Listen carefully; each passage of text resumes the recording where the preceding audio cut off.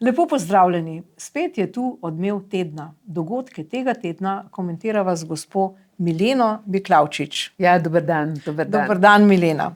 Torej, seveda dogodek tega tedna, najbolj odmeven doma, je bil ta v Državnem zboru, je gospa Nataša Sukič ostala podpredsednica Državnega zbora. No pa poglejmo seveda, kako ji je poslanec Hoivik povedal v eni od oddaj, kako je zdaj s temi pokojninami. Naj jih predstavim še enkrat za slovensko javnost. To je sicer poročala nacionalna televizija Depolitizirana in točno kaže, da po SPIZ-2, ki ga je sprejela takrat Janševa vlada, brez glasu proti, je vsak upokojenec bil na boljšem za 125 evrov mesečno, kar znese v 12 letih 18 tisoč evrov več, kot bi dobili, če bi takratni zakon iz časa Ropove vlade obveljal. In absolutno danes je bilo veliko govora, veliko izrečenih besed, ampak na koncu fakti so fakti.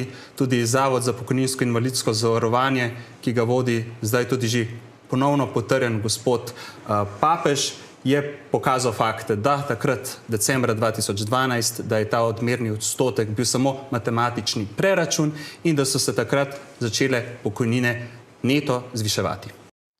Torej, tu pri gospe Sukič se pojavlja več vprašanj. Kako je mogoče danes v Državnem zboru, da je dokazana neresnica, bom rekla neresnica bolj blago kot laž pravzaprav, da nekdo še vedno ne odstopi, ne prizna neresnice? Kje so tu te vrednote? Kje je zdaj ta etika? Ja, jaz mislim, da še nikoli nismo imeli vlade brez najmanjših osnov etike, morale, nekih moralnih vrednot. Še nikoli nismo imeli vlade, pri kateri bi še tisti, ki se je mogoče 3 leta nazaj znašel med 400 tisoči, ki je potrdil oziroma podpisal, da nam oni danes vladajo na zadnjih volitvah, da se ne bi vprašal, ali je to, kar slišim, res, ali pa moram iskati resnico kje drugje. Ker ob vsem tem, jaz sem nekaj teh odlomkov šla poslušati, sem potem tudi ob odmevih oziroma ob vseh tistih ženskah, ki so tako ali drugače, tudi v tem parlamentu, pa so Sukičevo trpljali po ramenih, nazadnje ugotovila, če bi Sukičeva rekla, trdila, da je zemlja ploščata, bi vsi tisti, ki so jo trpljali, enako prikimavali. In seveda ves tisti del volivcev, ki so na njihovi strani. To pomeni, da ob vsej tej večini, ki jo imajo v parlamentu, lahko naredijo praktično čisto vse, pa vendar bo to obveljalo in ljudje bodo temu preprosto verjeli. Ker to, da je ona govorila, kar je pač govorila, je manjše zlo od tega, da je toliko ljudi verjelo. To je za mene tisto zlo, ki se razrašča v tej naši družbi, da si ne predstavljam, kaj bi bilo, če bi govorili kaj življenjsko pomembnega. Nekaj takšnega, od česar bi bila odvisna naša prihodnost, naš vsakdan, naše bivanje v tej državi. Ker bi pač ljudje enostavno kimali in ploskali. To je tisto, kar je ogrožujoče. In to zdaj, kar ste navedli, da pač ljudje trepljajo po rami nekoga, s komer se strinjajo, mogoče čeprav govori nekaj, kar ni res in očitno ni res, to kaže na nek čredni nagon. Zelo velik čredni nagon, ki ga kažemo pravzaprav Slovenci na vseh področjih. A veste, gospa Vida, ker v Sloveniji je, sem nekje prebrala, od 5 do 10% Slovencev, ki jih zanima, kaj se na političnem odru dogaja. Veste, kako malo je to. Vsi ostali gledajo resničnostne šove, berejo rumeni tisk, zanima jih, ne vem, zakaj je znana filmska ali pa pevska osebnost včeraj spala s Fransko, danes spi z eno katrco. Veste, to je tisti fokus, na katerega se osredotoča večina Slovencev. In če se spomnim leta nazaj, ko so razlagali nekoč v eni oddaji, ne vem, en polnočni klub je bil, meni se zdi, kako so intelektualci tisti, ki držijo to intelektualno raven naroda pokonci in kako oni nekako tudi preko lastnih vzorov nekako spodbujajo ljudi, da jim sledijo. Danes pa marsikoga, ki sodi v to kategorijo intelektualcev, ko se pogovarjajo, pravijo, da vso to intelektualno kramo, ki jo morajo uporabljati v službi, pustijo na pisalni mizi in potem za sprostitev doma pravzaprav gledajo, berejo podobne stvari kot tisti, ki nima pravzaprav nobene ustrezne izobrazbe. To je tista tragika v današnji družbi, ki nekako pomaga, da razumemo, zakaj je tem očitnim lažem, ki so se dogajali v parlamentu, toliko ljudi pritrjevalo. No, ampak če gremo recimo na stranko Levica, ne? No, prav gospa Sukič se je pred časom priklenila z lisicami na nekega migranta in je preprečila uradni policijski postopek s tem, ne? Kakšne so potem vrednote te stranke? Govorijo o pravni državi, ampak dobro, zdaj to dejanje ni bilo ravno, da preprečiš uradni policijski postopek, to ravno ni ta vrednota pravne države. Kako je s tem? Bom mičkeno Ritu Varžet prišla do tega. Danes se veliko govori o 3. svetovni vojni, ki naj bi prežala tam nekje. Pa vendar, če dobro premislimo, jo v Evropi imamo že kar nekaj let. To 3. svetovno vojno. Ker stvari so lahko pravzaprav zavite v celofan, pa vseeno te, bom rekla, to, kar nas ogroža, razpreda svoje morilske lovke po vseh porah naše družbe. Ne mine dan, da ne bi v tej civilizirani Evropi prišlo do nekega umora, do nekega, da bi en avto kar sam zapeljal množico, noži kar sami letijo po zraku. Jaz se spomnim tam z leta 70, ko sem bila kot študentka v Londonu, pa se spomnim Londona danes, pa se spomnim Münchna danes, pa Pariza danes. Veste, to ima človek občutek, ki je doživel te čase izpred 55 let, kot da se je zgodila tudi po vsej Evropi neke vrste Ukrajina, ki je pustila določeno opustošenje.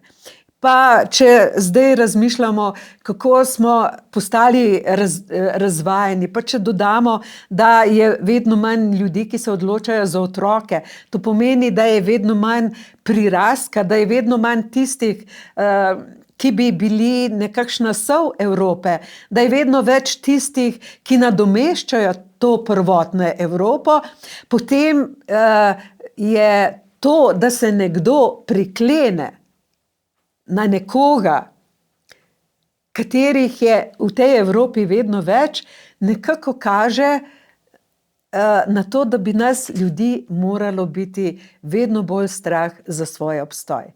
Kajti, kakšno Evropo bomo prepustili svojim vnukom, pravnukom, če jih bomo seveda imeli, če bo to nekakšen simbol, da se boš ti nekako priklenil na one, ki nekako kažejo na to, da želijo zasesti vse to, kar Evropa iz časa moje mladosti predstavlja. In morda se to sliši kot ene vrste sovražni govor. Ampak jaz kot stara mama si pa to že upam reči, da jaz želim živeti v eni Evropi, v eni Sloveniji, v enih žireh, ne nazadnje, kjer bo moj sosed takšen, da se ga mi ne bo treba bati. Ne glede na barvo, ne glede na vero, ne glede na to, ali se bo nekdo nanj priklenil, ali se ne bo. Jaz želim živeti v enem takšnem okolju, ki bo prijazen za vse, ki bodo tukaj živeli. In tiste, kako se že temu reče, ko se na nekoga prikleneš. Veste, to je simbol nečesa, ko ni dobro. A veste, to dobiš samo, da se prikleneš, to priklenjenega pripeljejo nekoga na sodišče. To se dogaja, ko se dogaja masakri. To ni tisto, kar si mi želimo. To ni svoboda, če To ni svoboda. Ja. Veste, in mi moramo graditi drugačne odnose, ne na teh okovih. A veste, mi moramo konec koncev poskrbeti tudi zase. In to, da nismo poskrbeli zase, zlasti Slovenci, je to, da smo vse te, bom rekla, da smo tudi to, ne vem, a je bilo ministrstvo, a je bilo samo del nekega ministrstva, ki naj bi skrbelo za nataliteto, da smo to grobo Urad, ja. Veste, to ni dobro. Mi moramo poskrbeti zase. Mi moramo poskrbeti, da bomo imeli kaj dati na mizo, ker šele potem, ko bomo imeli nekaj dati na mizo, bomo lahko k tej mizi kogarkoli povabili. To je bil Urad za demografijo, ki ga je dr. Robert Golob takoj ukinil, prvi teden praktično. No, pa glejte, ta zgodba tega tedna kaže še na nekaj, ne? Gre za upokojence. In na nek način bližajo se volitve, zdaj vsi bi radi na nek način dobili en del teh volivcev strani upokojencev. Je pa res, da je 1/3 ljudi še vedno neopredeljenih v teh anketah, če gre verjeti temu, mogoče kdo ne želi povedati, koga bi volil. To se pravi, kaj je zdaj s temi upokojenci? Kam se bodo nagnili v volitvah in kaj jim je treba ponuditi? Kaj vi mislite? Tukaj je cel kup pasti. Kaj ponuditi upokojencem, ker je treba razmišljati ne samo o tem, kaj jim dati, ampak kje vzeti. Ker če samo govorimo, kaj bi dali, je to zelo populistično in potem je pač se lahko zgodi, da Golob ne bi bil samo eden, ampak da bi se tam znašla cela jata. Ker jaz želim, da bi se v prvi vrsti, če mene vprašate, upokojenska blagajna očistila vsega balasta. To pomeni, da bi se iz upokojenske blagajne, to se pravi iz tiste blagajne, kamor vlagajo del prihodkov v aktivni dobi ljudje za svojo starost, da bi iz te blagajne odstranili vse, kar vanje ne sodi, ampak se je enostavno na to upokojensko blagajno enostavno prilepilo. In to je pogoj številka 1, da pač upokojenci dobijo točno tisto, kar so vlagali, da bi potem tudi iz tega črpali svoje pokojnine. Druga stvar, ki ni tako zanemarljiva, samo upokojenci bi jo težko razumeli, je pa ta, da bi bilo treba upokojencem razložiti, predvsem pa ljudem, ki so še v aktivni delovni dobi, da je upokojnina odvisna od tega, koliko zaslužijo. Koliko zaslužijo, koliko vlagajo in na podlagi tega imajo potem pokojnino. Ker eno z drugim. Tretja stvar je pa ta, da je v Sloveniji starajoča družba. Da sem brala, da smo lansko leto zaposlili več tujcev, kot se je zaposlilo domorodcev, če jim tako lahko rečem. To pomeni, da je tega prirastka v Sloveniji tako malo. Jaz sem gledala samo na škofjeloškem področju, Dr. Tone Košir je v eni od svojih knjig objavil eno to statistiko, da je bilo leta 1900 samo na Škofjeloškem na leto priraska otrok 911. Danes jih je pa 400. To pomeni, leta 1900, ko je bilo veliko manj prebivalcev, je bilo več kot enkrat več prirastka, kot ga je danes. To je izjemno zaskrbljujoče.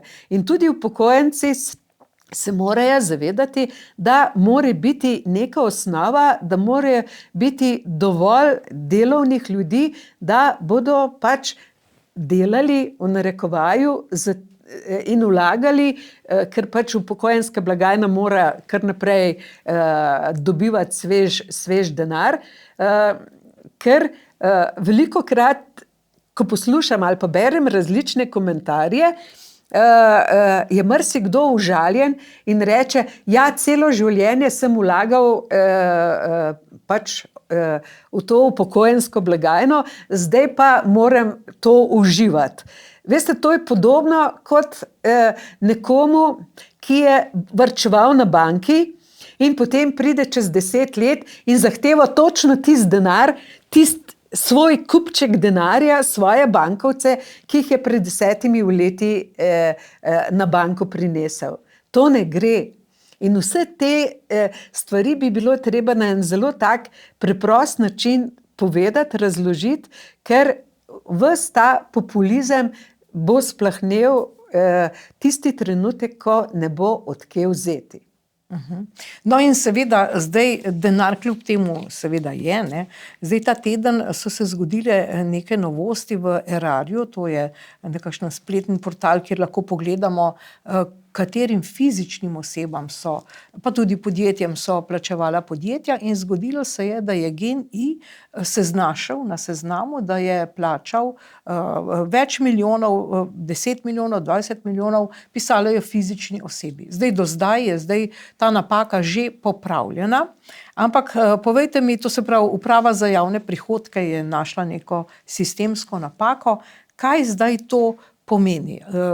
Namreč GEN-I pa je tudi želel preprečiti objavo vseh teh podatkov. Torej, zdaj to ne drži, da bi plačali 20 milijonov fizični osebi, ampak je šlo za kapitalsko družbo, tako so zdaj objavili. Ampak gledajte, vsi ti podatki, napačni podatki, skrivanje podatkov, anonimiziranje, torej da ne vemo, kdo, komu in tako naprej, da piše samo fizična oseba, ne. Kaj zdaj to pomeni za zaupanje javnosti v vse te podatke? No, če sem spet malo pikra, tistih 10% Slovencev se bo morda ob to spotaknilo, ampak glede na to, ker se vsak dan dogaja toliko novega, bodo jutri že zdavnaj pozabili. Je pa seveda nekaj zelo zaskrbljujoče. Veste, ker imamo ljudje v sebi en občutek, da če lahko ti zganjaš lumparije, zakaj jih ne bi tudi jaz? In to pomeni, da lahko nekdo, ki bo prišel naslednji na idejo, da bi iz neke državne firme črpal na tak in drugačen način denarja, bi pač rekel, v redu, bom to tudi jaz, saj oni jih pred menoj niso kaznovali. In to potem se razprede, ko neka jara kača. In gotovo, če ti, ki tudi poskušajo, vedo, kdo so bili te skrite osebe v prejšnji zgodbi, bodo pač tistega, ki je to omogočil, držali za brado in mu bodo grozili in ga izsiljevali. Če ne boš dovolil, da tudi mi to počnemo, bomo mi povedali, kdo in komu je toliko in toliko denarja nakazoval. To se dogaja v naši družbi predvsem zaradi tega, prvič, ker smo tako majhni in imamo teh družb, ki drug drugemu ščitijo hrbet, jih imamo preveč. Veste, in teh interesov po imeti veliko denarja je pa toliko, da glavo boli. In Ampak glejte, recimo, Žal se bo to nadaljevalo še naprej. Ampak ta odgovor te uprave za javne prihodke, da gre za napako v algoritmu, ta ne prepriča, ker če želi danes nek posameznik, neki javni ustanovi, neki državni ustanovi izstaviti nek račun, mora izpolniti prek spleta, pravzaprav ga sploh ne more izstaviti v fizični, v papirnati obliki, ampak prek spleta priti v sistem, objaviti vse podatke o sebi, za kakšno stvar je šlo. Seveda se ve tudi, kakšen je njegov račun, pa katera inštitucija to je, kater posameznik. Praktično je to nekredibilno. Človek ne more verjeti, da se je v algoritmu izgubil podatek o recimo kliriško-depotni družbi, pa tem njenem računu. To je v bistvu praktično neverjetno. No, tukaj pa nastopijo novinarji.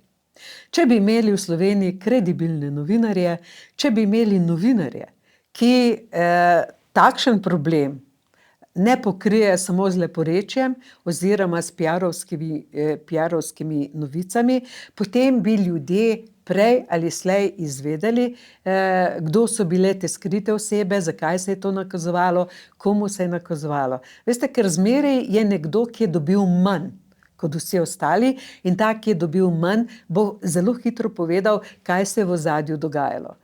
Ker pa novinarji ne opravljajo svojega dela in ker ne raziskujejo, kot bi morali, se pa dogaja to, kar se. In novinarji imajo danes, bom rekla, eno zlato jamo takšnih zgodb, ko bi lahko brskali in dobivali takšne in drugačne nagrade za svoje zgodbe, predvsem zaradi tega, ker bi razkrivali ozadje.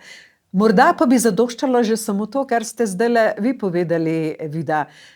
Kako lahko en tak, magari najmanjši znesek nekomu nakažeš. Ljudje tega ne vedo, in če ne vedo, pač verjamejo, da je prišlo do neke sistemske napake. In to je bistvo, ker ljudje ne vedo, ne morejo povzdigniti glasu, ne morejo se upreti in ne morejo tudi zahtevati neke celovitejše informacije, ker jim je enostavno že v štartu nihče ne nudi. Ker je ne razumejo. Ja. Precej smo finančno neizobraženi. No, ampak glede novinarjev, zdaj 1 leto in pol po poplavah je bila zdaj šele porušena prva hiša in novinarji so to predstavili kot uspeh. Lejte, ta novica, da so porušili hišo, to bi mogli narediti 1. aprila. Ker to je bilo pa nekaj tako grozljivega. Mislim, a vi razumete, hišo porušijo in je v vseh medijih. Recimo drugič bo, državo so uničili, bo v vseh medijih. To ni normalno. To bi moralo biti. Kaj pa je to, da hišo porušiš? To ni nobena novica, ker takrat so nam obljubljali koliko 200 hiš novo zgrajenih. Še nobene ni. Nobene ni. Ena, ki jo je posameznik doniral. No? Ja, mislim, to je bila tako abotna novica. To si človek ne more predstavljati, kako, bom rekla, kako ovce na tako novico nasedajo. Kako tudi tisti, ki bi morali iz tega narediti ta pravo zgodbo, jo obelodaniti na ta prav način, veste. In tukaj smo vsi na zgubi, tukaj se je ta, ki je to hišo razbobnal pa dal na veliki zvon, se je iz vseh nas ponorčeval. A veste, da ti verjameš, da je to novica, da ti eno tako na pol podrto bajto do konca. 1 leto in pol je bila na pol podrta, zdaj so jo da je to do konca porušijo. Je za božjo voljo, za božjo voljo. To ni nobena novica, to je norčevanje iz moje zdrave pameti. Iz norčevanja tudi iz vseh tistih novinarjev, ki so to predstavljali v medijih kot prvo udarno novico. Jaz sem se zjokala, ko sem to gledala. Ampak hiše ni še nobene za te ljudi. Ja, sej to. To bi moralo. Jaz tega ne razumem. A veste, mogoče, če bila jaz danes 20 let mlajša, bi verjetno, oziroma ali pa, da bila stara 20 let, bi jaz šla v novinarske kroge. Zaradi tega, ker ker me srce boli, ker ne gredo v ozadje takšnih zgodb. A veste, to ti moraš raziskovati, brskati in to moraš ti predstaviti, tako kot je. To je norčevanje iz ljudi, to ni novica. No, kar se tega norčevanja tiče, je dr. Matej Lahovnik opozoril, da pač Ministrstvo za solidarno prihodnost, vodi ga gospod Maljevac, da si izplačuje nesramno visoke plače, imajo 106 zaposlenih in od tega jih 75 dela nadaljavo, ostali pa mogoče nevidno delo. No, to sem pa zdaj jaz rekla, ne vemo, ampak lejte, pa kaj imamo zdaj? Toliko ministrstev je tale Golobova vlada naredila, naštepala, bi mi rekli, ne? Toliko vsega tega, kaj sploh delajo? Kaj sploh delajo? Lejte, to se pravi, ker oni dobivajo davkoplačevalski denar, to se pravi plače iz davkoplačevalskega denarja, to se pravi, da imamo davkoplačevalci pravico in dolžnost, da izvemo, kaj teh 75 ljudi dela od doma.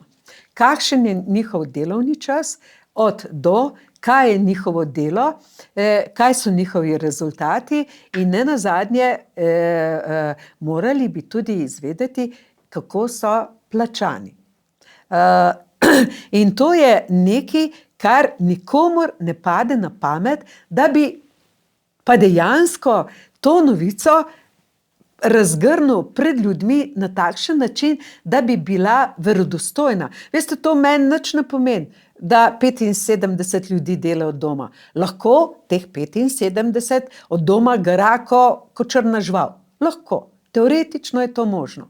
Ampak na kakšen način, s kakšnimi rezultati, zakaj od doma, zakaj ne iz neke pisarne, pojma nimam, kje je locirana to ministrstvo, kakšni so njihovi rezultati.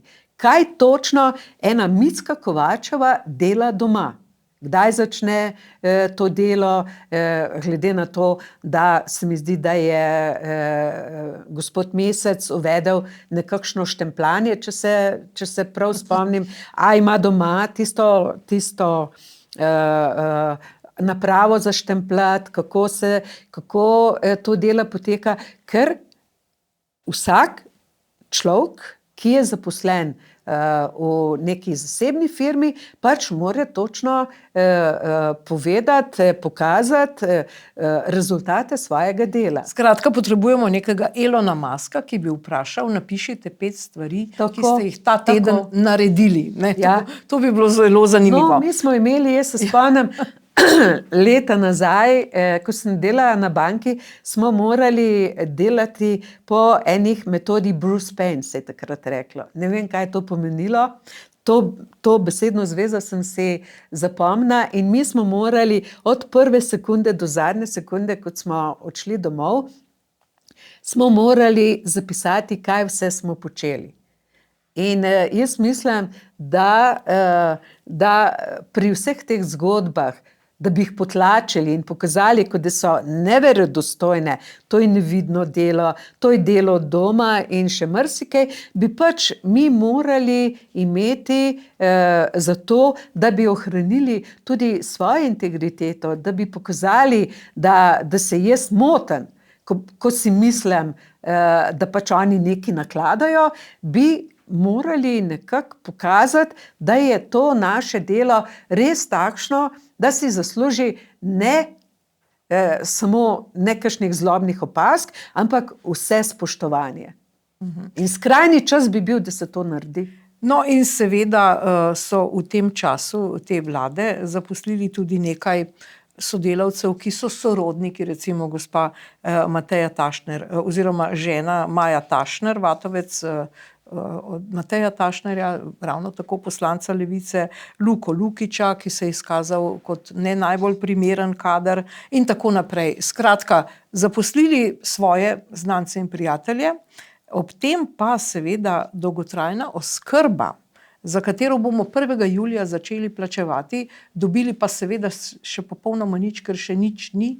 Ta pa ostaja največji problem, ki bi ga res to ministrstvo moralo na nek način rešiti. Ja, ni samo to problem. Problem je tudi, ker so določeni prostori v domovih za starejše so prazni. Nimajo osebja, recimo, da bi delovale celo kuhinje, morajo hrano voziti od drugje.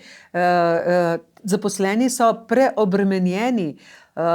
In to je en kup takšnih problemov, ko žal riba zmeri smrdi pri glavi, ko ni nikogar, da bi naredil en red, da bi vzpostavil tudi nenazadnje ene določene medsebojne odnose, da bi morda tem ljudem, ki tam delajo in garajo za minimalne plače, pokazal eno luč na koncu tunela. Zakaj? Zaradi tega, ker ti ljudje raje odhajajo morda tudi v kakšne bolj umazane, tako imenovane poklice, kot pa, da so tam, zaradi tega, ker enostavno je pomanjkanje denarja, ker je vse tako natempirano, je krivo temu, da so potem tudi medsebojni odnosi marsikje na psu. Sej, konec koncev, vse sorte smo že slišali tudi skozi to našo znano Ano Petrič, ko je šla iz enega doma v drugega, ker nekateri ljudje pač že s tem, ko zapustijo eno inštitucijo in gredo v drugo, nekako posredno razkrijejo, da se je dogajalo mogoče marsikaj. In to meni ni všeč, veste, ker lahko pri takšni starajoči družbi, kakršni smo, se lahko že jutri zgodi, da bodo pa dejansko res evtanazijo vpisali v ustavo kot nekaj, kar more biti, zaradi tega, ker starejših ne bo nihče mogel več negovati in skrbeti zanje, ker preprosto za to ne bo ljudi. In to je tisto, veste, ker mi ne smemo gledati samo na en problem, recimo tega gospoda, ki pojma nima, zakaj je minister. Veste, to potegne še kup stvari za seboj, ki so življenjsko pomembne. Kdo bo za nas starejše, recimo, skrbel čez 10 let? Ne danes. Danes se še najdejo takšni in drugačni. Kdo bo za nas skrbel čez 10 let? Bodo to priseljenke Šrilanke, ko zdaj menda iz teh krajev Filipinci, bodo oni tisti, a veste, ko bodo skrbeli za nas. Zaradi tega, ker ne da ti, ki tukaj živimo, da oni ne bi hoteli, njih bo premalo, a veste, ker je pač ker se tako malo otrok rodi. In to je vse povezano med seboj. In ljudje ne razmišljajo v to smer. Mi ne smemo kritizirati samo njega, ker je pač ta, kakršen je. Mi moramo razmišljati, kaj vse to potegne in njegova nesposobnost in nesposobnost še kakšnega drugega ministrstva in to, da se rojeva tako malo ljudi in to, da smo kot družba pravzaprav zelo razvajeni in da enostavno za takšna tako imenovana, bolj odgovorna, mogoče tudi bolj delikatna dela, nekako kar pričakujemo, da jih bo nekdo drug opravljal namesto nas. No, in še ena od pač predvolilnih neizpolnjenih obljub pa so stanovanja. Poglejmo, kako je bilo to videti v parlamentu. Ko je bilo 100 dni vlade, je eden izmed vaših ministrov dejal, lopate imamo že pripravljene. Po 1000 dneh bi pričakovali vsaj kakšno položeno opeko, vendar temu pač ni tako. Pust ni namenjen samo odganjanju zime, ampak tudi odganjanju slabih energij. Jaz si res želim, da višajo vse poslanske skupine in to sporočilo predajo naprej. Maškare res odganjajo zimo, vaša vlada pa odganja stanovanja za mlade. Torej, predvolilna obljuba je bila več 10 000 novih stanovanj. Kje so zdaj ta stanovanja? Ja, obljubah, veste, ker mene gospod Golob spominja na kakšnega takega frajer je iz mojih mladih let, ko nam je obljubljal nebesa, pripeljal se v kakšen predelanem fičotu, imel je kavbojke tako na zvon, zelo dobro je plesal. In potem se spomnim ene zgodbe, se mi zdi, da je imam zapisane v drugi knjigi Ognjen, rit in kače niso za igrače, ko je šla potem ena takšna ženska z mehkimi nogami, ki jih je dobila v pogledu nanj k temu gospodu domov, je pa živo v eni kamerci nad svinjakom celo. Spodaj so bile svinje, na vrhu je bila pa njegova kamera in je smrdelo, ker je pač ta smrad se širil na vse konce in kraje. Od obljub ni bilo potem čisto nič. In tudi od teh obljub, veste, povejte mi eno samo obljubo, ki je meso postala. Tudi ena ne. Saj jaz se ne spomnim, če odštejem janšiste in tisto čiščenje. Čiščenje, ja, deratizacija. Tako, samo to. Vse ostalo pa ni bilo nič. In tudi teh 2000 stanovanj, o katerih se je zdajle govorilo, kot da jih bo ta vlada naredila, ima nekako korenine in začetke že v prejšnji vladi. Tako sem nekje zasledila. Zdaj potrebujem nekoga, da me bo prepričal, da je to res ali da je to nekako izmišljeno. Ampak jaz vsemu temu, kar govori, enostavno ne morem verjeti. Ker čisto nič se še ni uresničilo in zmeri, ko ga poslušamo v parlamentu, se spomnim na tista padala. Kje so padala za Palestince? A nismo govorili, da bomo zbrali ne vem koliko 1000 padal. Veste, en kup stvari je, ki se jih ljudje, pač, ki imajo spomin zlate ribice, pozabili in zdaj so prepričani, da teh 2000 stanovanj bo. Kje? Kod? Če recimo samo v Ljubljani, da ti dobiš določene papirje, da narediš adaptacijo in nekdo pred dnevi zapisal na X-u, da potrebuješ več kot 3 leta. Nemogoče je, da bi vlada za zidanje takšnih stanovanj dobila čez noč vsa gradbena dovoljenja, da bi nakupili zemljišča in tako naprej.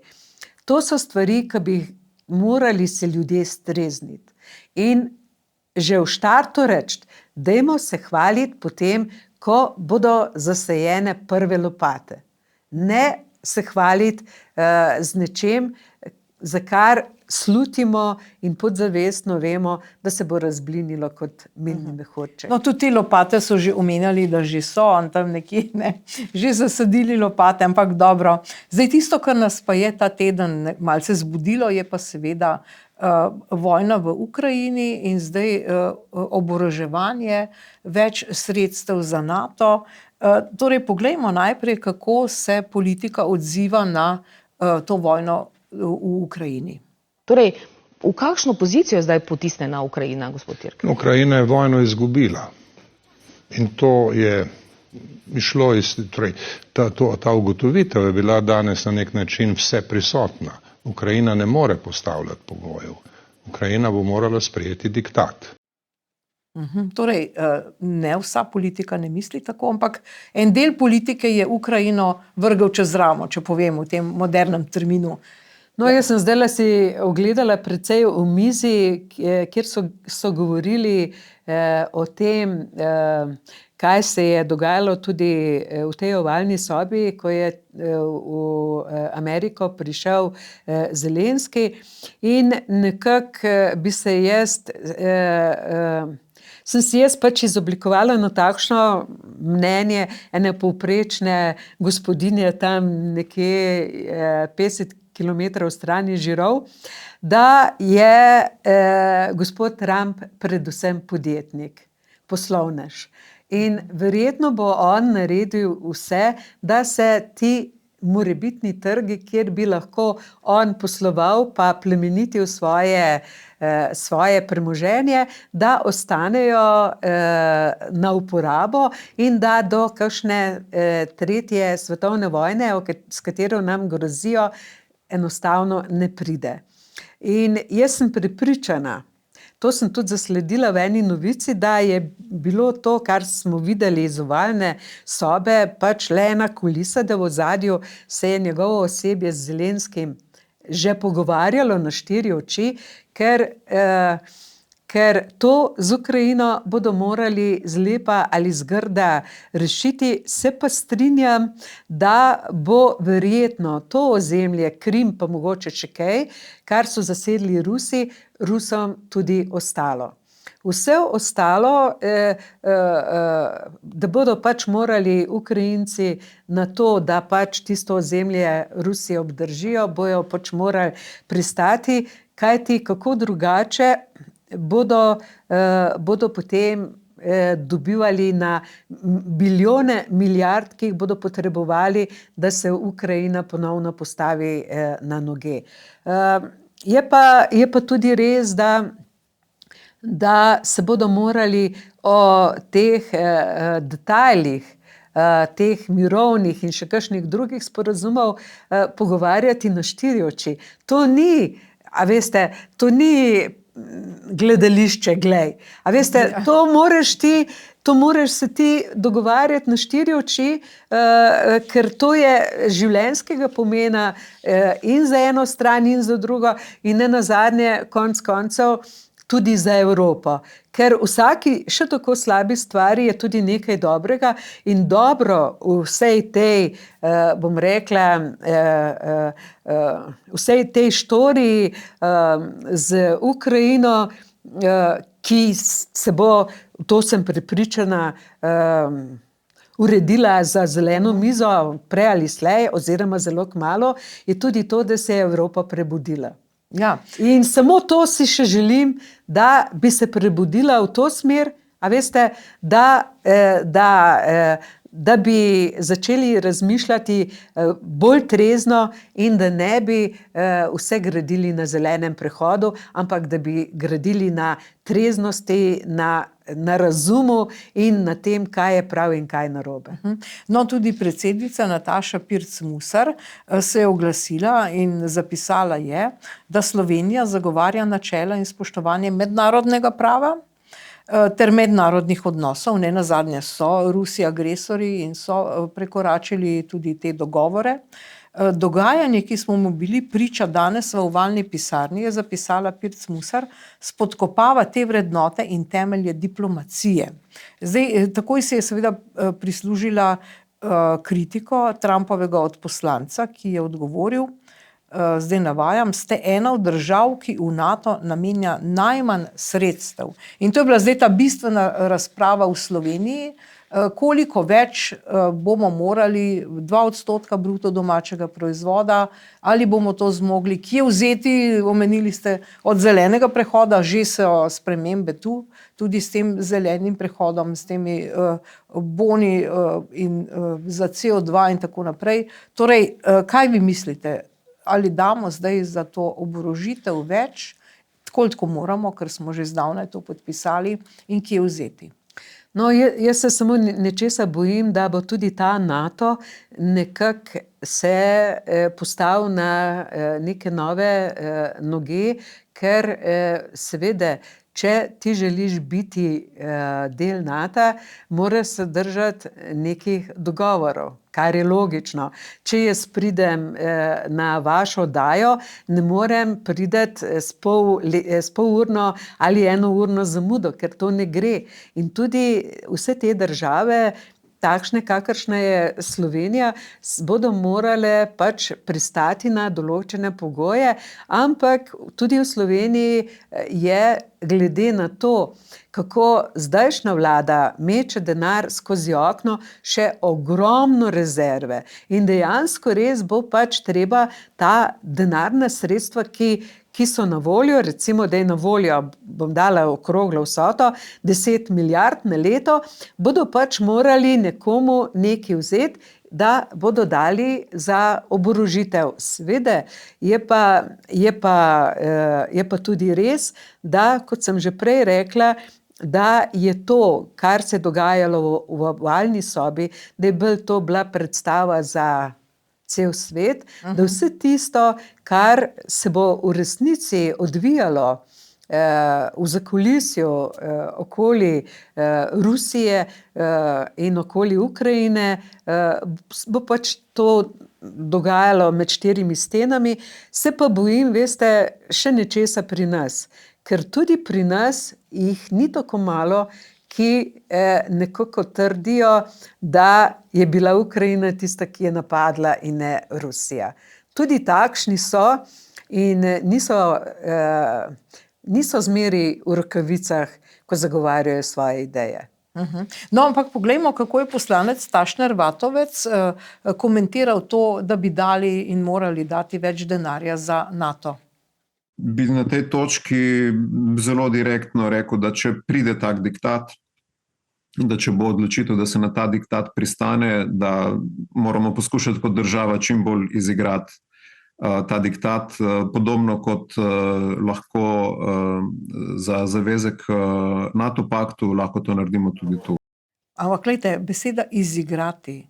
Kaj mi izigravamo? Kaj stranka Levica, jaz ne vem, ali mu je to padlo po nesreči z ust, ali oni izigravajo, to je njihov modus delovanja. Očitno je to nekaj, da je ta beseda izigravati, da jim je zelo domača, zato je tudi uporabil. Jaz bi rekla tukaj nekaj drugega, da bi se morali tukaj začeti tudi politiki pogovarjati med seboj, eni in drugi, ker to ni tako enostavno. Ker recimo tudi v NATO bi lahko našli, bom rekla, eno tržno nišo, če tako rečemo. Mi imamo izjemno močne, recimo to, kako je že bilo včasih, Proizvodnjo? Ne, vse te, ko so recimo od gasilcev naprej, ko smo kot narod zelo nasplošno si med seboj pomagamo in bi lahko v tem NATO skrbeli za to, recimo za saniteto, lahko bi skrbeli za kakšne stvari, ki si jih lahko kot majhen narod privoščimo. Mi si ne moramo privoščiti 1000 tankov. Ja, kam bi jih pa dali? Kje bi jih imeli parkirane? A veste, Slovenija je mičkena, a ne? In mi bi morali se začeti pogovarjati, kakšen bi bil naš doprinos, na kakšen način. Mi tudi ne moremo dati ne vem koliko vojakov, kje jih bomo pa vzeli. A veste, se jih nimamo, ker nimamo ljudi, da bi, edino če bi želeli, ne vem, eno starčevski bataljon tam nekje poslati. In mi se bi morali pogovarjati, na kakšen način bi lahko mi v NATO sploh obstali pod kakšnimi pogoji. To se pravi, da ponudimo tisto, prej nisem našla besede civilna zaščita. Mi smo na tem področju zelo močni, ker to je še iz tistih jugoslovanskih časov, nič nas ne sme presenetiti in ta civilna zaščita in gasilci in vse to imamo po moje zelo močno prisotno tudi v naši zavesti, ne tudi sicer. Ne moremo se pa mi kosati z neko Ameriko, z neko Nemčijo, kjer lahko čez noč ustvarja bataljone vojakov, kjer imajo mesta za parkiranje, recimo namestitev teh raznoraznih teh tankov in vsega podobnega. Mi tega nimamo. Kam bomo pa dali? A veste? In moramo se dogovarjati na kakšen drug način.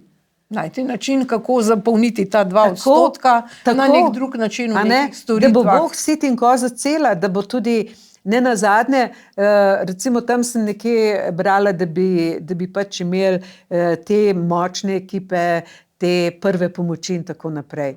To bi konec koncev koristilo tudi nam. A veste, ker smo pač majhen narod in ti moraš razmišljati v teh gabaritih.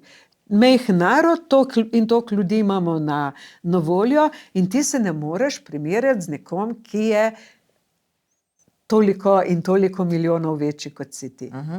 No, ta teden smo lahko tudi brali, da v Velenju razmišljajo, da bi preimenovali Titov trg. Oni še vedno imajo tudi največji spomenik Tita, ki je bil odprt leta 1977 ob 40. obletnici Titovega prihoda na vrh komunistične partije. Še vedno ta Tito je tam, ne? Da bi seveda Titov trg preimenovali v Rudarski trg. Kaj vi menite o tem? Jim bo uspelo končno? Veste, to ob tem, kako je bilo večini poslancev v občinskem svetu v Velenju, kako so bili proti, to je pa novica, ob kateri bi se zjokal. Po 33 letih osamosvojitve, ko smo nekako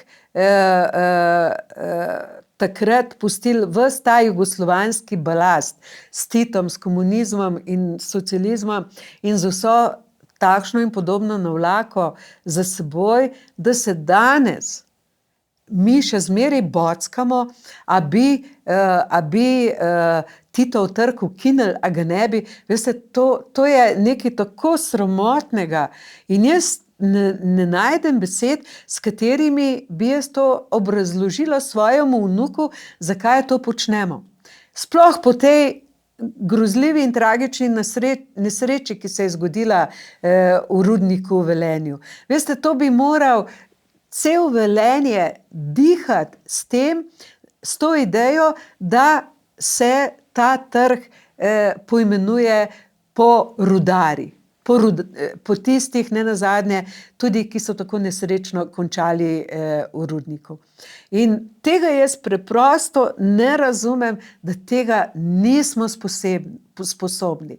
Sploh, ker je Tito po številnih podatkih 10. množični morilec na svetu. To ni normalno, da mi to počnemo. In to bi mogli se končno zavedati, da tukaj je Slovenija. A veste, tukaj ni Jugoslavija, čeprav ob zadnjih posnetkih, ki prihajajo z različnih demonstracij iz Ljubljane, se jaz včasih resno vprašam. A je tukaj Slovenija ali ni? Ja, no in seveda na drugi strani je ta teden smo tudi izvedeli, da je vlada vendarle se odločila, da bomo na Trgu Republike dobili pa nov spomenik. Zdaj tole Trg Republike, tu je več vprašanj.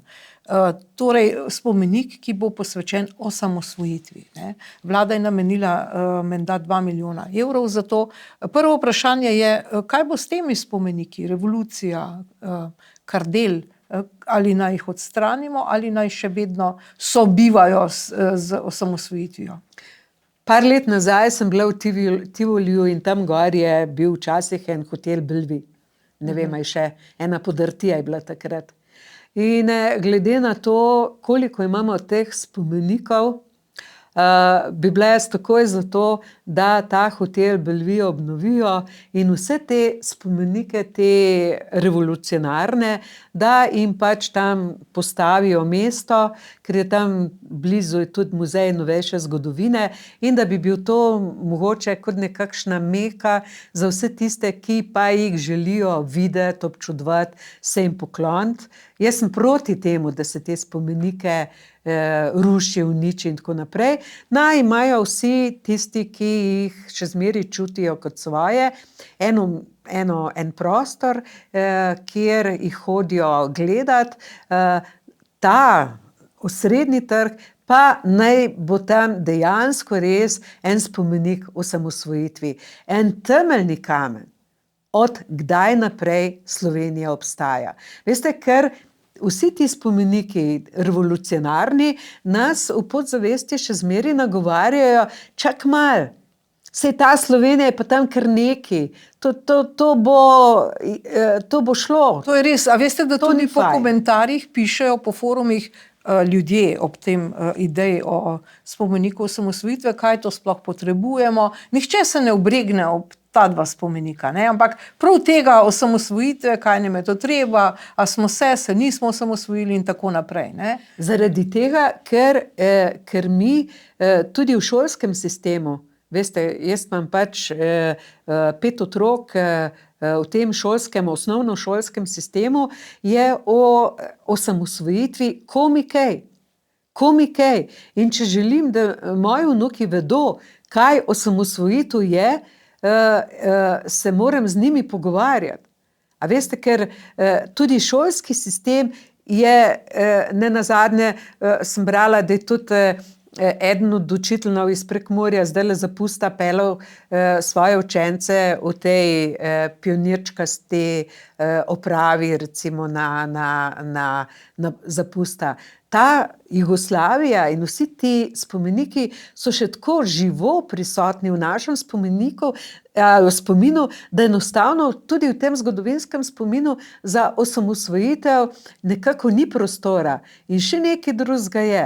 Glede na to, kako je v tem pridelu Slovencev Janša osovražen, ker je pač to umetno sovraštvo, ga negujejo tako in drugače kar naprej, je osamosvojitev povezana tudi z njim in tudi zaradi tega nekako ljudem ne pride do živega, da bi spoznali, čak malo, Son je bil pomemben del tega osamosvajanja in negirajo in njega in osamosvojitev in seveda, kaj ti preostane drugega, da imaš v svojem srcu še zmeri to revolucijo, ki pač so rekli včasih žre svoje otroke. Zanimivo, da edini med jugoslovanskimi narodi in državami to častimo še vedno.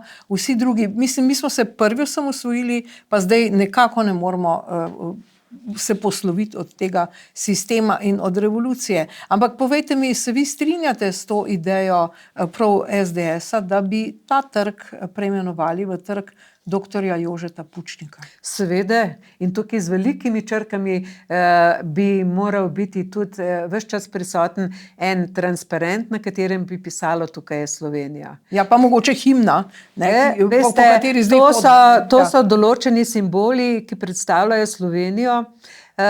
Morajo ti simboli biti večkrat povedani, večkrat nekako jih moramo se obne spotakniti zaradi tega, da jih ponotranimo.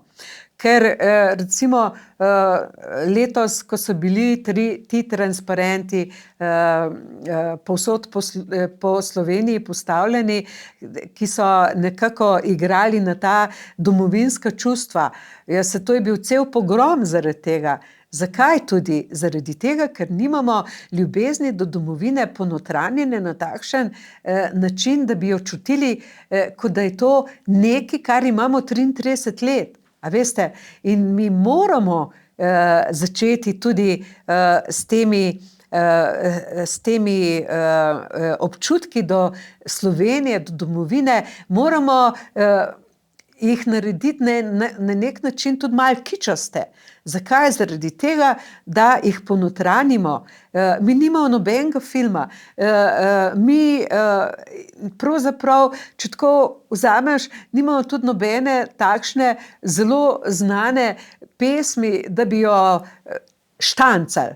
A veste? In himna je ugravirana v pločnik pred kjer se pač hodi. Kjer se hodi, pljuva in kužajo pomoč.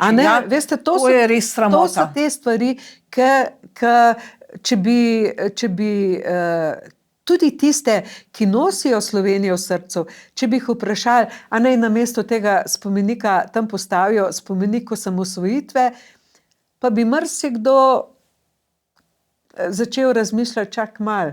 Komu bi se pa jaz zameril, če bi rekel, da tole morajo odstraniti pa spomenik osamosvojitve tam postaviti, kar bi bilo za mene logično, da bi bil spomenik osamosvojitvi na tem mestu že 33 let. Vse države imajo to. Mi pravzaprav ne vem, ali smo država, vprašanje. Ampak gledajte, pojavlja se vprašanje, zdaj, ko je ta ameriška pomoč nevladnim organizacijam usahnila, bili so portal Oštro, STA, vse te nevladne organizacije, kam je izginila Nika Kovač, oziroma Soroš in Kučan. Kučan je Soroša nagradil z državnim odlikovanjem. Kolikšno vlogo sta te dva gospoda odigrala pri vsem tem? Zdaj, kako je pravzaprav Bidenova administracija, pa tudi prej, kako so ameriški demokrati financirali te leve stranke.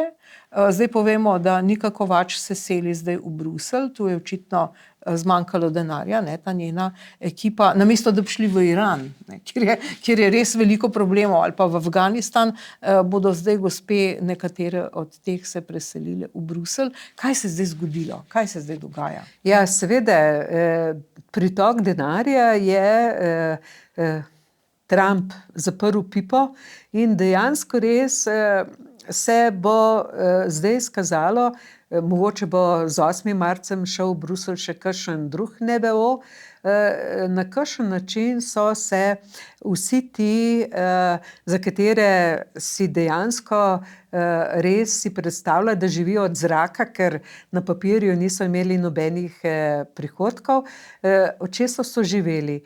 In tudi glede na njihove ideje in vse ostalo, s čimer so prepričevali državljane, spomnimo se samo referendum o vodi, kako prepričljivo so ga dobili, se lahko državljani za trenutek streznijo in se tudi zamislijo, komu vse so nasedli. Ker tukaj niso stvari tako enostavne in lahko nas je pravzaprav konec koncev zelo strah, če se najde še kdo, ki te sprevržene ideje, od katerih, ki so nekako Evropo zavojevale v zadnjih letih, da jim še doliva te finančne injekcije, kaj bo konec koncev dejansko res ostalo od te razvajene Evrope. Ja, ampak dejansko gospod Soros je zdaj spet napovedal novo financiranje, zdaj ko je Amerika zaprla pipo. Kakšna je vloga Kučana in Sorosa pri tej tako imenovani depolitizaciji Slovenije, ne nazadnje RTV-ja, potem brisanju, ukinjanju, iskanju jašistov, deratizaciji konc koncev političnega sistema oziroma politizaciji, ne, v levo? Ja, jaz recimo tega gospoda Sorosa enostavno ne razumem, zakaj to on počne. A ne, ker jaz pri vsaki stvari, ki je ne razumem, poskušam najti razloge, vzroke, ker potem mi je lažje dojeti, zakaj je do nečesa prišlo. Razumem gospoda Kučana, ker pač je imel občutek, da pač vse te ideje, v kateri on verjame ali pa tudi ne, ampak od njih zelo dobro živi, ta gospod Soros pomaga obdržati pri življenju. Zato tega razumem, on ga pa ne. In zakaj on želi te nevladnike s temi norimi levimi idejami, zakaj jih želi še kar naprej spodbujati, to mi je pa uganka, ki je enostavno ne razumem. Ker jaz si predstavljam, da če ti želiš nekaj, če imaš veliko denarja in želiš nekaj narediti za to, da bo svet boljši, potem boš ti poiskal področja, kjer ti bo omogočeno, da boš ti lahko pomagal ljudem, da se bojo osveščali, da bodo lahko, ne vem, počeli stvari, ki bodo doprinesli k temu, da bo cel narod, cela država bolje živela. Ampak tukaj pa ni tega. Veste, tukaj je pa le ena majhna gruča ljudi, za katere pravzaprav vsi vemo, da so nedotakljivi, da ne smeš o njih nič napačnega in grdega povedati, pa vseeno imaš en tak skrit občutek, da prav zaradi tega, ker moraš biti ponižan pa na kolenih, pa tiho, da imajo ti ljudje moč nad teboj. In jaz bi strašno rada vedela, srečala nekoga, ki bi mi razložil, zakaj je ta moč, da bi razumela. No, ampak poglejmo, ne, zdaj ta teden pa bomo mogoče bolje razumeli, kaj se je dogajalo z Dušanom Smodejem iz afere Fotopub. Namreč ljubljansko tožilstvo je vložilo zahtevo za sodno preiskavo zoper tega mladeniča, lahko rečem, ali pa gospoda, no, kajti bilo je veliko nekih anonimnih prijav v zvezi s spolnim nadlegovanjem, do manipulacij, finančnih prevar, celo omamljanja z drogo za posiljevanje, GHB. Torej, kaj se v bistvu dogaja v slovenski družbi? Zdaj smo na pragu 8. marca, mogoče je zdaj to vprašanje na mestu. Ja, jaz si želim, to sem že večkrat tudi zapisala, da bi Igor Omerza poiskal v arhivih o teh starih jugoslovanskih časih tudi vse te delikatne stvari, ki so se dogajale tukaj na Tivolski 44. Veste, ker tudi včasih je bilo veliko tega, vsaj če lahko sodim po teh zgodbah, ki so prihajale do mene, recimo v tej zadnji 5. knjigi je zgodba neke ženske, ki mi je pripovedovala, kako je tam v 50., 60. letih iskala med lepimi dekleti, od študentk do trgovk, do uslužbenk na pošti in na bankah, tiste posameznice, ki so bile potem spremljevalke takratne takšne in drugačne elite. Verjetno so počeli z njimi kaj podobnega, kot so počeli tukaj pri temu Smodeju. Veste, ker ta seksualni nagon, to je nekaj, ki ti ne more zatreti. In ko imaš ti enkrat moč, ko imaš ti enkrat oblast, se ta seksualni nagon, tudi če je prej nekje tičal, tam nekje globoko v tebi, dobi en še večji zagon, ker imaš ti možnost, da lahko počneš nekaj, kar ti je dano s tem, da imaš ti politično moč, da imaš ti ne nazadnje tudi ideološko kot pač del neke vidne ideologije. In to je tisto, ko se je dogajalo v vseh časih in v preteklosti in se dogaja tudi danes.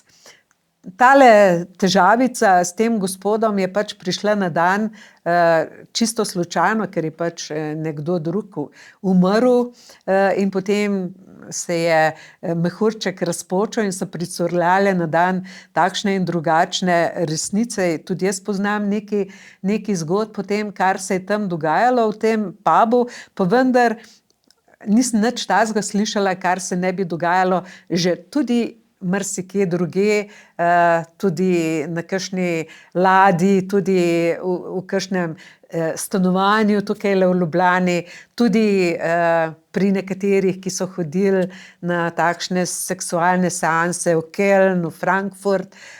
To so imena,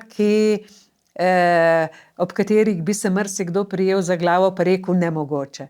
Ampak ta seksualna želja, pomešana tudi z različnimi drogami, z močjo, veste, je lahko brez meja. No, ampak tu je 8. marec, ne. Mi vsa leta zelo veliko govorimo o tej opolnomočenju žensk, ne. Ja, govorimo o floskulah, Ja. Mi ponavljamo floskule, kar sem jaz na svet, govorimo eno in isto. In danes, ko sem se peljala sem, sem poslušala glih tako eno debato na radiju, da je žensk premalo na vodilnih mestih, da jih je premalo tukaj, da jih je premalo tam. Jaz mislim, da neka ženska pride nekam samo zaradi tega, ker je ženska, da to mene osebno ponižuje.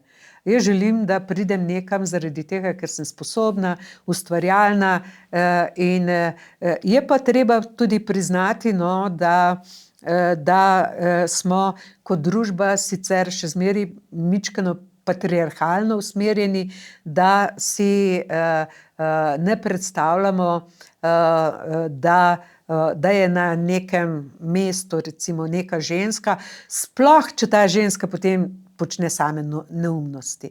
A veste, in potem ko počne na določenem vodilnem, vidnem, tudi političnem, odgovornem mestu, če je postavljena tja ženska in če potem ta ženska počne neumnosti, V rdečih čevljih, ne, recimo. kakorkoli, umaže ne samo, bom rekla, to pozicijo, na kateri tudi je, ampak nekako to željo, da bi na kakšno podobno mesto porinili oziroma postavili novo žensko še kdaj kasneje in nekako onemogoči, da bi se to zgodilo.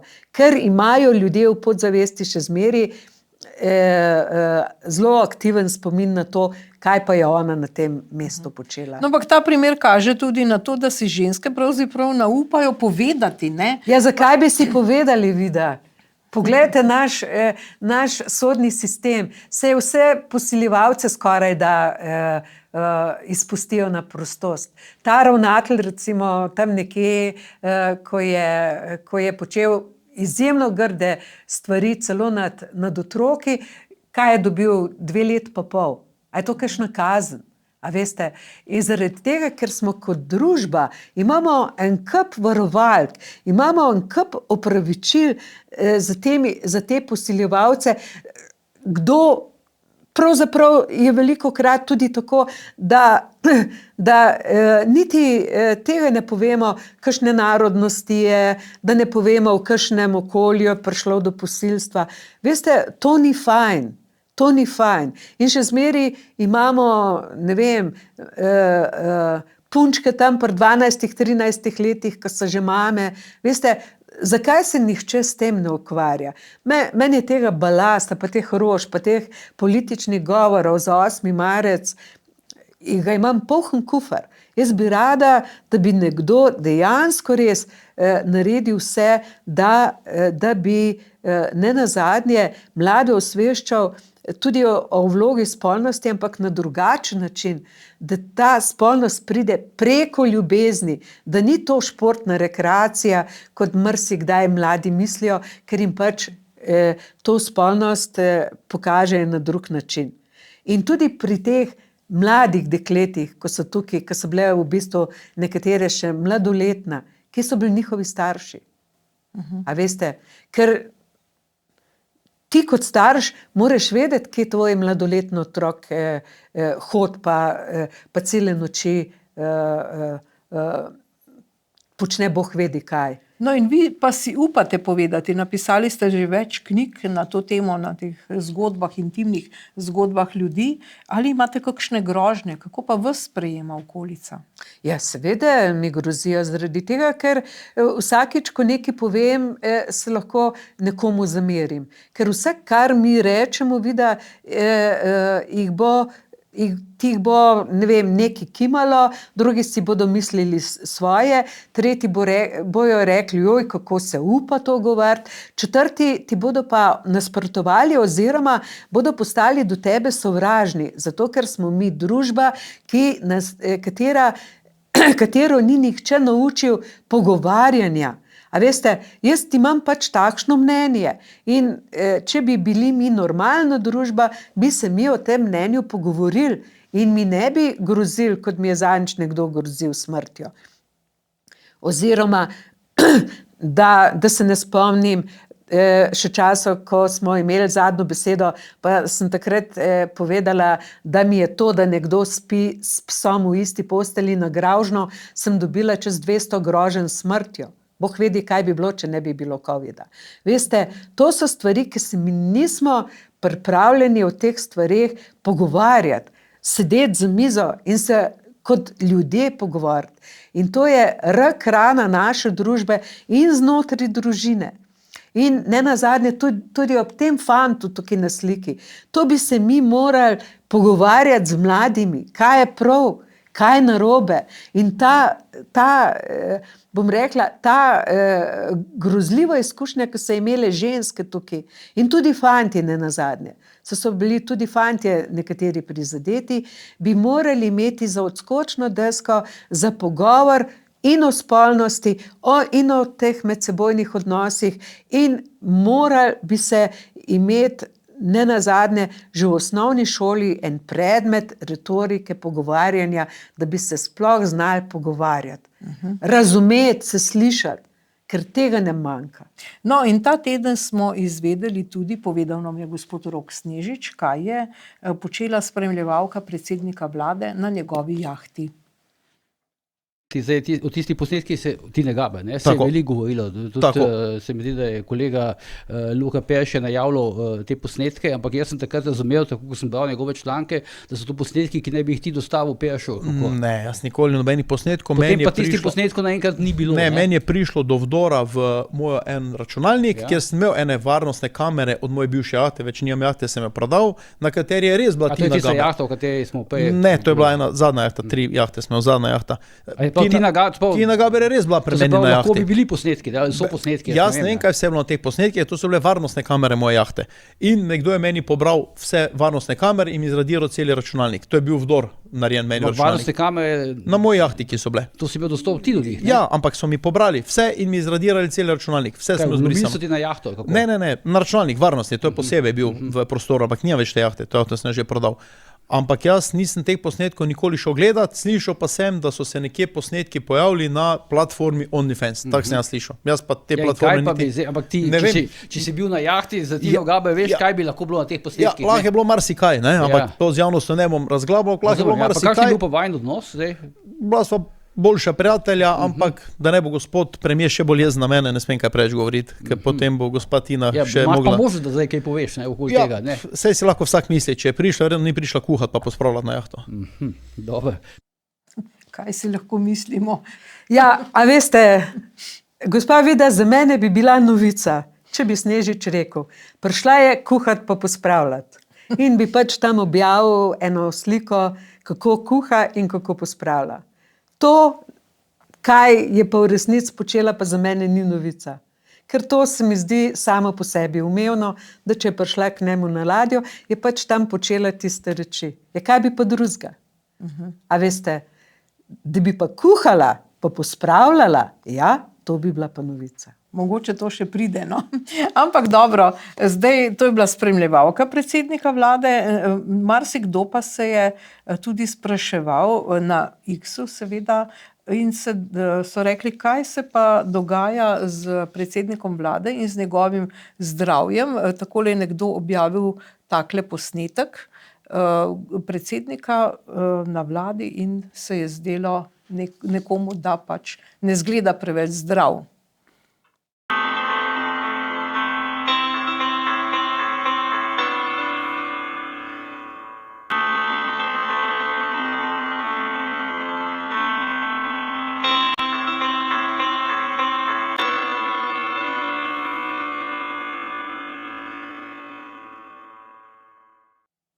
Težko je biti politik, ne?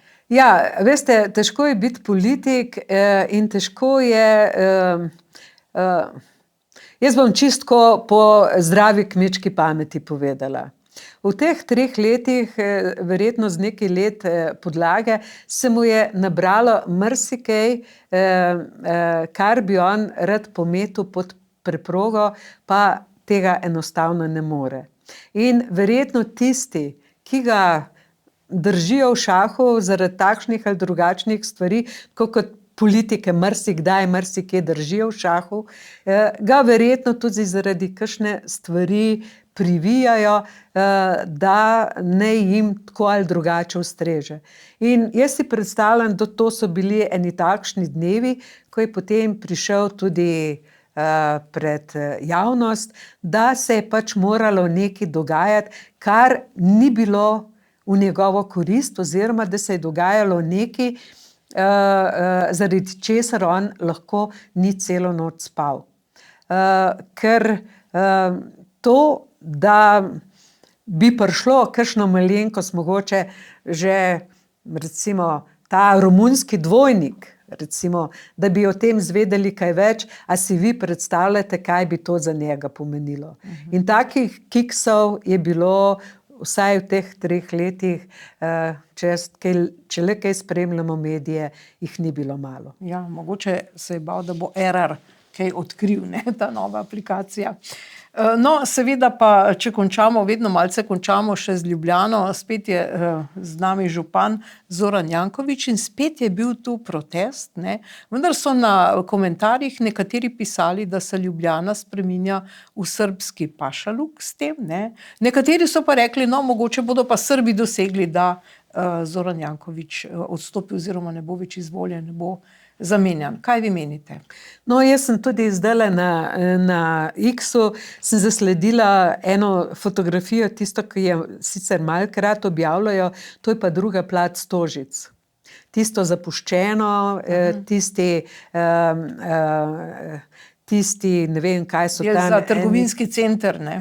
Tam, veste, to je tako grozljiva fotografija, ki pa nekako ponazarja Ljubljano. Na zunaj blišč, tam v zakulisju, pa tam, kjer se ne vidi, pa se dogaja marsikaj, kar nam ni v čast.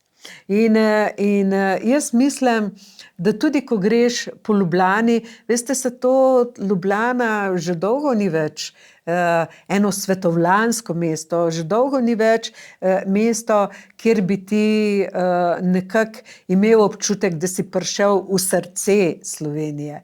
In že dolgo ni več mesto, kjer bi se ti počutil varnega. A ne?